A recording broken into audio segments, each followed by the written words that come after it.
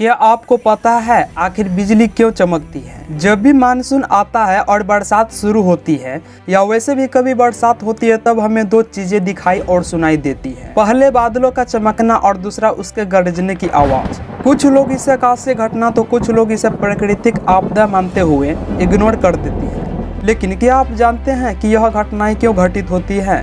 तो चलिए मैं आपको बताने की कोशिश करता हूँ कि आखिर बिजली क्यों चमकती है, आसमान में बिजली कैसे बनती है, जो हमें दिखता है वह कैसा होता है। दरअसल आसमान में बरसात के बहुत ढेर सारे बादल होते हैं जो इधर उधर घूमते रहते हैं। उनमें से कुछ पॉजिटिव एनर्जी से लैस होते हैं तो कुछ नेगेटिव एनर्जी से लैस। बादल जब एक दूसरे के समीप आते हैं तो उनके घर्षण से अति उच्च शक्ति की बिजली पैदा होती है। इससे दोनों तरह के बादलों के बीच हवा में एनर्जी का उत्सर्जन होता है जिससे तेज रोशनी पैदा होती है, जिसे बिजली का चमकना कहते हैं। और मैं आपको बताऊं कि बिजली कैसे कड़कता है। बादलों के बीच जब भी कोई टकराव होता है उसके फलस्वरूप तेज रोशनी के साथ साथ इनमें बहुत तेज आवाज भी निकलती है जिसे बिजली का कड़कना या बादल को गरजना कहते हैं। आपने गौर किया होगा कि बिजली की चमक हमें पहले दिखाई देती है जबकि आवाज हमें थोड़ी देर बाद सुनाई देती है।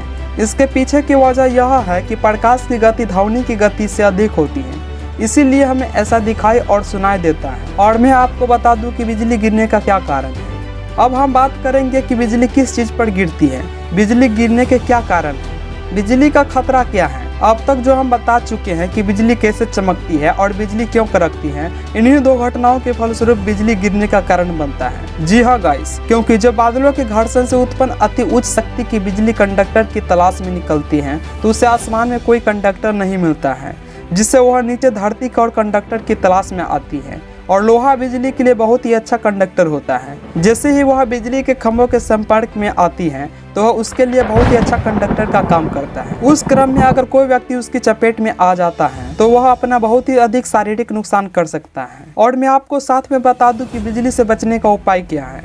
जब भी यह घटनाएं हो रही है तो बिजली पैदा करने वाली वस्तुओं के संपर्क से दूरी बना ले, जैसे मोबाइल फोन, धातु के पाइप, रेडिएटर इत्यादि।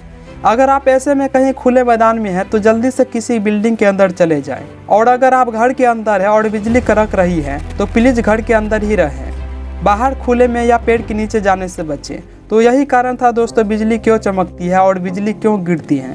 तो शायद आप समझ गए होंगे इस वीडियो के माध्यम से।